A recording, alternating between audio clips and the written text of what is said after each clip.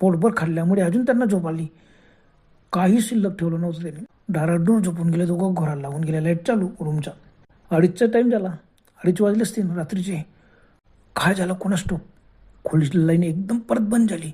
राहुलचे पाय आणि गौतमचे पाय कोणीतरी पकडलेत आणि जोराने खेचले.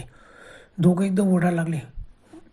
अरे सोड सोड सोड सोड, कोणी कोणी कोणी. तेवढ्यात खोलीचा दरवाजा फटकन उघडला. फरफटत गौतम बाहेर गेला. लगेच राहुल बाहेर गेला. वाहनदाराच्या बाहेर येताच त्यांच्या वस्ती होती. वस्तीमध्ये बाहेरचे लाईट चालू होते आणि दोघं ओढले जात आहे. ओढण्याचा प्रयत्न करतोय.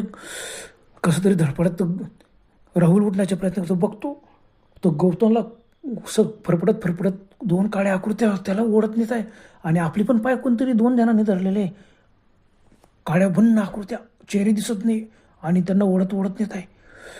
तो मोठमोठ्या ओरडायला लागला. पण